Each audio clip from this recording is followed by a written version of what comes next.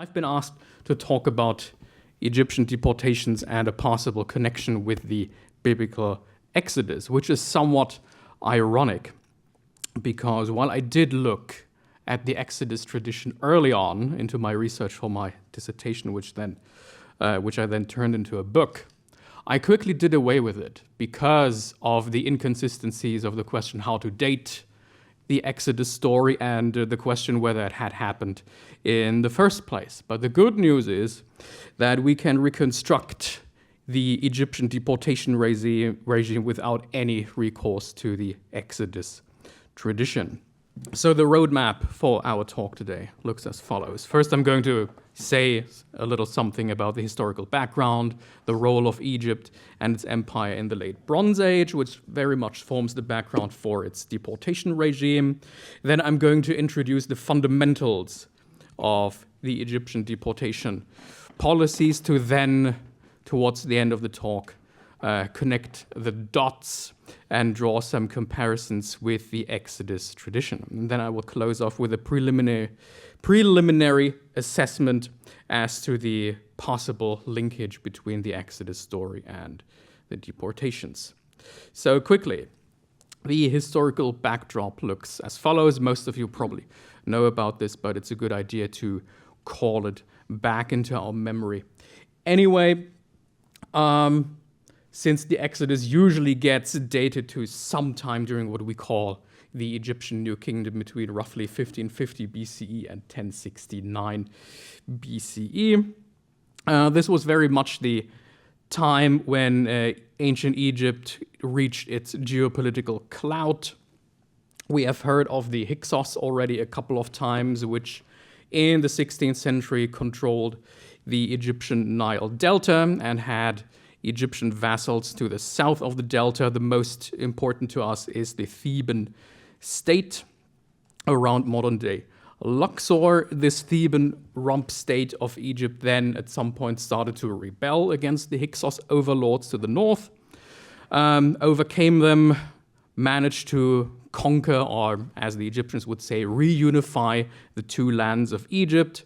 So the Hyksos in the north fell prey first to this Theban tour of imperialism, and then unified Egypt turned its eyes south into Nubia, conquered it in a series of successive wars, and occupied it to establish a system of colonial rule before then turning eyes back to the north and engaged in several military conquests with the city-states in the Levantine to then square off against the other great powers in the north at that time, the Mitanni and the Hittites. So this process then results into the Egyptian Empire, which I distinguished into a formal and informal part, the formal part being Nubia because it's directly controlled by the Egyptians, and the Levant would then be the informal part because it's indirectly controlled through vassals or client states, with one big exception, the area around Megiddo. Following the Battle of Megiddo under Thutmose III, the Egyptians decided to rather take direct control of the Jezreel Valley, primarily to get access to the grain production in the area. Suffice to say, towards the end of the late Bronze Age, we get the so-called late Bronze Age collapse or tradition, which also marks the end or decline of the Egyptian Empire, which results in fragmentation and internal fault lines. Thomas Schneider has yesterday introduced or offered some insights into the internal strife that Egypt suffered in the 20th century, in the 20th dynasty. So, what sources do we have when we look at Egyptian deportations? I'm giving you a spatio-temporal distribution here on this slide of my roughly 100 sources that I have used in my book, which I have categorized into 4 distinct groups. Most importantly, official royal documents like campaign reports by Thutmose III, his annals especially, or Ramses II's Battle of Kadesh report. Then private autobiographies in tombs. International correspondence would be largely the Amarna letters, and very rare but important administrative texts like Papyrus Harris that we've already heard yesterday. The important part to take away is that the situation with the sources is generally very fragmentary. We have several temporal biases in the data set and also geographic biases. So whatever we come up with is fragmentary and gives us the bare minimum of what might have transpired in the deep past. Okay, here we're moving on to quantities and origins of deportees. I don't really want to talk about quantities too much. Again, here you have the temporal distribution of the number of deportees from Southwest Asia, from Northeast Africa that were moved about by the Egyptian state during that period. Very patchy data, although we have some statistical outliers here. The important thing is the total numbers amount to roughly 180,000 people, plus an unknown number of X. In the reign of Thutmose III, we have the luxury that he gives us annual deliveries. This is information that is missing from later periods, but of course there's no reason to assume that the Egyptians no longer obligated their vassals in the Levant or the Nubian elites in the south to bring new people into Egypt on an annual basis. So I came up with data extrapolations to get a more complete simulated data sets. You can see the extrapolated numbers here, ranging from low estimates to high estimates. So we're looking at a number of roughly 230,000 people plus X to 410,000 people that might have come into Egypt over a period of 500 years, roughly. Most of them would have come in during the 18th dynasty and the first 250 years, though. You can also break these data down into individual reigns. As you can see, as the New Kingdom advances, as it progresses, the data quality gets more and more patchy. In the beginning, Thutmose III gives us comparatively rich data, and then by the reign of Ramses II, the Egyptians often no longer bother with giving us any quantities at all. Let's skip. Okay, these are the origins for the 18th dynasty, and this is the summary map for the entire Egyptian late Bronze Age. As you can see, most of the people supposedly came in from two particular regions, the northern Levant, especially including Syria and Nubia. We have no numbers whatsoever for sea peoples that were captured by the Egyptians. Since we have heard a lot about the Shasu groups and the Habiru in the past few days, I've decided to include these sources where these particular groups appear. The first source, top left corner, would be from the reign of Thutmose I, then Amenhotep II, Seti I, down to Ramses III. As you can see, the data is not too insightful. We usually don't have any figures for either Shasu or Habiru, with two exceptions. The Memphis and Karnak stele, which by Amenhotep II, which we've already heard about yesterday, mention that the Egyptian military captured about 3,600 Habiru and 15,200 living Shasu on his very grand campaign into the northern Levant to square off against the Mitanni. This in itself is a very controversial source. Robert Redford treats it as historical, but others, Egyptologists like Peter Manuelian, argue that these numbers are largely fictitious and should not be taken seriously. I do use these numbers in my study, because if you want to trace economic structures, economic policies, then you need to come up with hard figures. And without any outside evidence not to take these figures seriously or to take them as inflated, one should use them in any case. But looking at especially the Shasu here, 15,200, they form a considerate portion among the deportees taken in during that campaign. Interestingly, about the Habiru,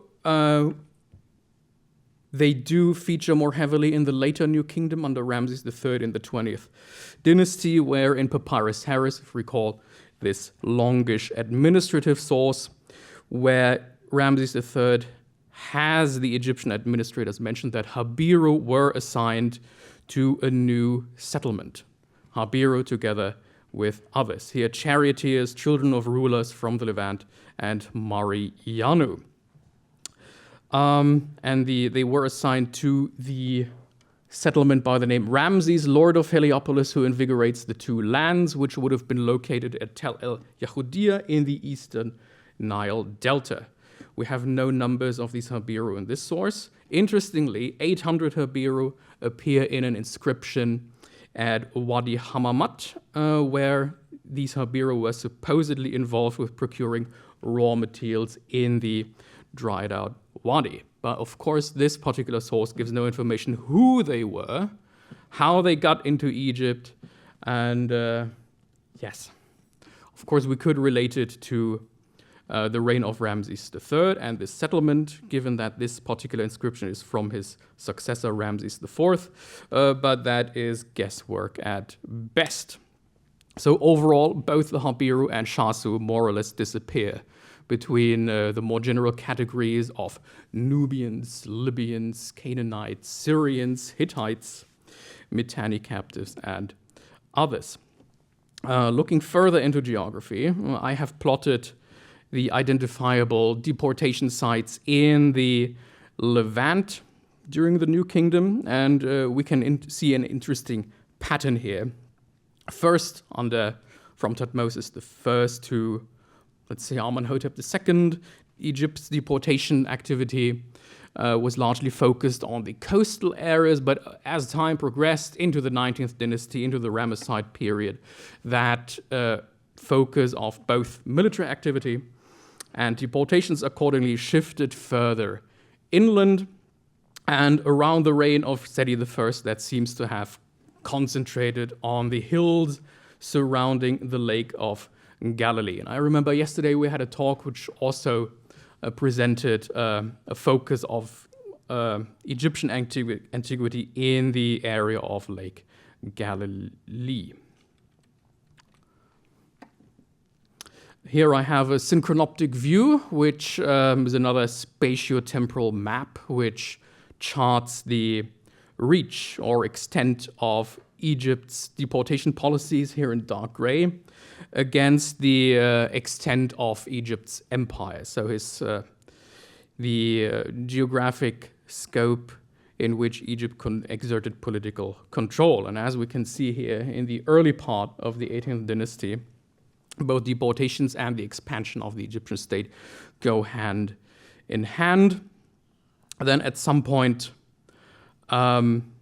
deportations largely take place within the range of the Egyptian empire, which is here shaded in light gray. And only occasionally deportations occur outside that, outside the Egyptian realm. But nonetheless, it's clear that Egypt's policies affected the entire region, from Nubia in northeast Africa up to occasionally Anatolia with the Hittites.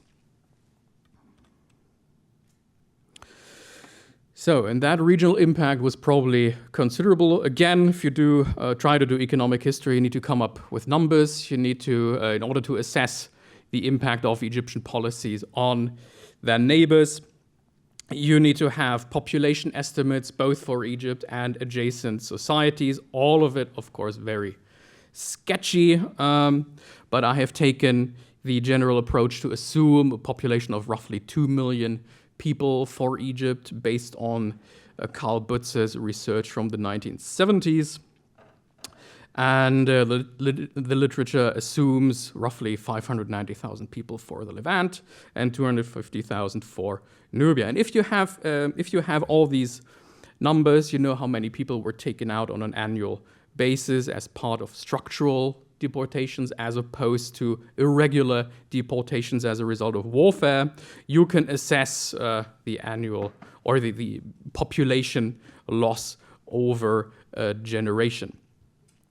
And we can see that Egypt probably drained its neighboring societies of workers, which then probably led to the long-term disruption of the local economies in the Levant, especially in the south, and a demographic change, which would have been more severe in the southern Levant because in Nubia the effects are offset by Egyptian settler colonialism to an unknown extent. Interestingly, in this context, the Egyptians also deported people from Canaan to Nubia, and also from Nubia into the Levant. So we have a merry-go-round. So what happened to these people in Egypt? They were integrated into the Egyptian economy and society. Here I have a chart which represents the supply chain.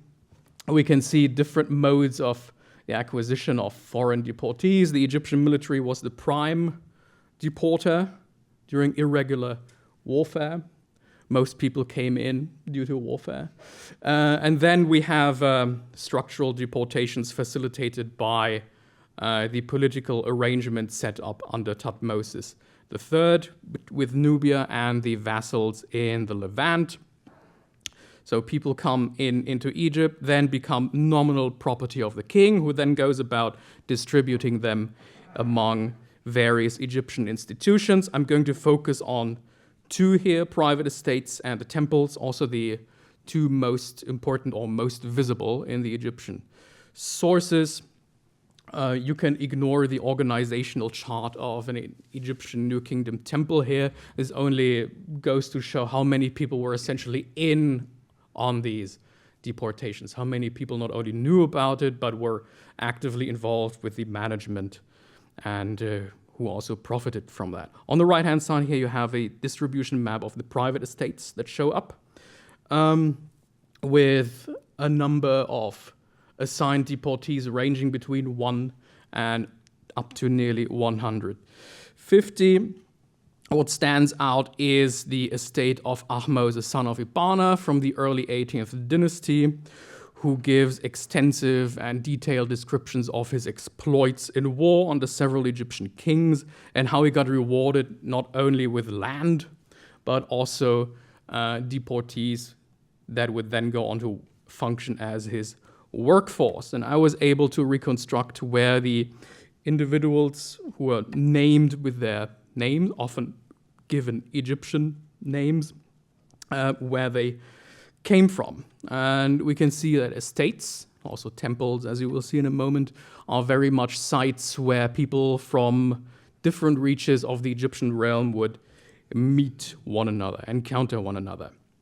Here you have a distribution map of what I translate as production facilities. It has the Egyptian term shena, plural, shenau, that were either attached to Egyptian temples or the Egyptian civic administrations, but mostly appear in connection with the temple.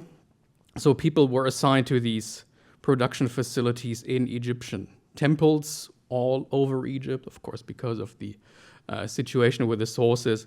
They cluster on the capitals of Thebes and Memphis, but interestingly, captives from Canaan were also assigned to temples in Lower Nubia. So they were assigned to these temples probably for life per their two statuses of hem, which delineates a slave or servant, and the other one would be mer. A mer dependent was personally bound to a patron in the case of the temple, literally the Egyptian deity inhabiting that temple, and became their property for life. If you are the patron of a private estate like Ahmose, the son of Ibana, then these people are personally bonded to you.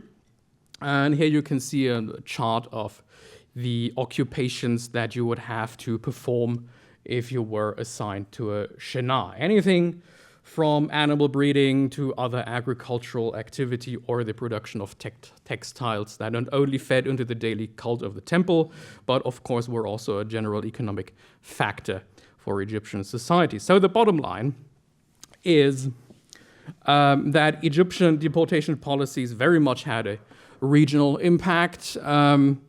They were a result of warfare.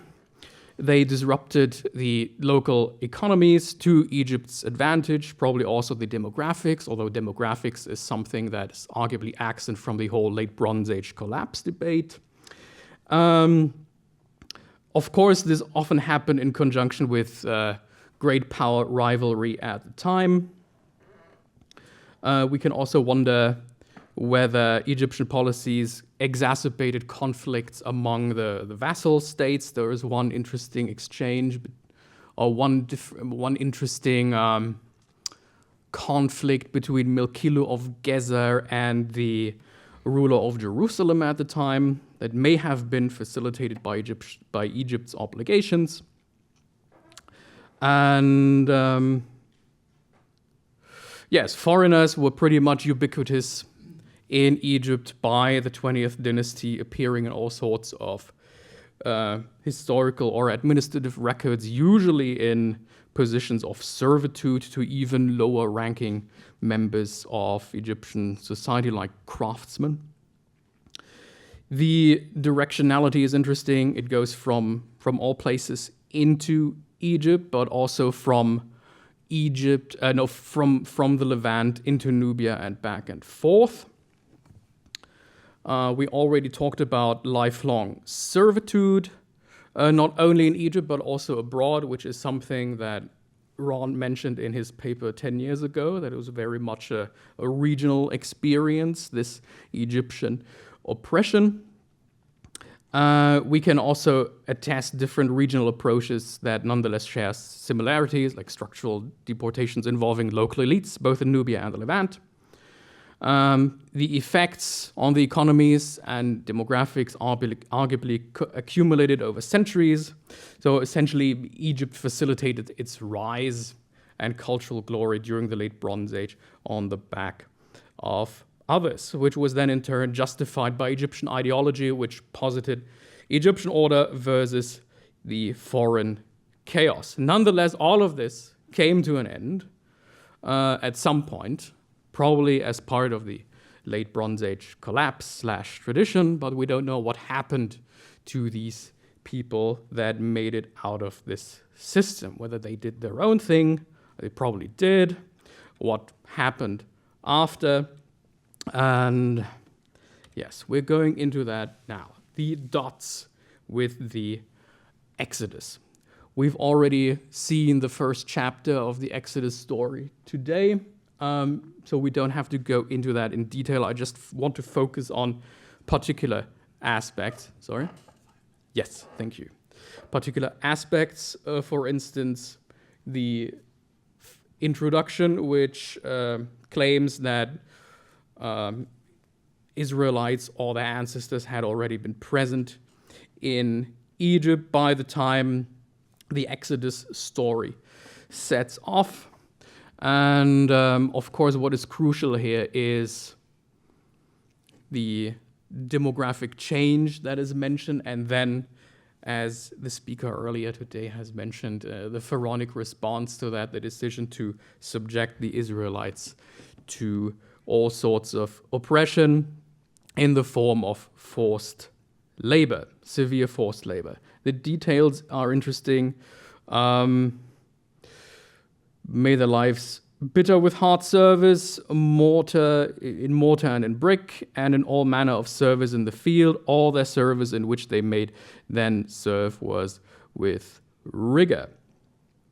So, we do have, what this source doesn't give us is knowledge of how these Southwest Asians happened to come to Egypt in the first place. But what can we see in my deportation data set that resonates with this Exodus story? Importantly, we see the Egyptian perception of foreigners as a threat. I already mentioned the Egyptian conceptualizations of foreigners as a threat, as chaos. It's very much in line with one another. And forced labor could then be used to control that threat. If you're a foreigner and you have violated Egyptian interests abroad by engaging in warfare or whatever, and you are assigned to an Egyptian temple, you literally serve that deity and get controlled by that deity for the benefit of the Egyptian state. We also see the confirmation that Egyptian forced labor did happen in construction, agriculture, and generally service to the Egyptian king or state and Egyptian private individuals. But nonetheless, our descriptions here are fairly vague and not suitable for a study on political economy. So I would like to render this final assessment and come up with the Exodus experience as collective memory. And here, once again, I link with Ron Hendel's paper from 10 years ago. We do have a definite decline of the Egyptian empire past 1100 BC, which should have opened up a vacuum to be filled by local actors in Nubia, in the Levant. So I speak of the Exodus experience, by which I here mean service to or service under Egypt or being controlled by Egypt, not necessarily the departure from Egypt as such. And that this servitude to Egypt for quite some time, possibly several centuries, formed the backbone of a collective memory of peoples generally in Southwest Asia and Northeast Africa, because this affected not only the Israelites of the Exodus, but generally people from the southern and northern Levant, Syria, Nubia, Anatolia, the Sea peoples, and the Libyans. The Shasu and Habiru, again, they form a comparatively small part in this bigger picture. So it was very much a collective and regional experience. And then as part of this, or the function of this collective memory was then that one particular group used that past experience, probably passed down through oral tradition, that memory of the old days of the Egyptian empire to construct a nation and identity, and happened to put it into writing. Connecting with the earlier talks as well, we can see that the Exodus tradition is very much a counter draft or an alternative draft to Egyptian ideology. The Egyptian ideology rejected the alien, the stranger. It was a threat to them, whereas in the Exodus story, the alien or stranger became someone to be embraced.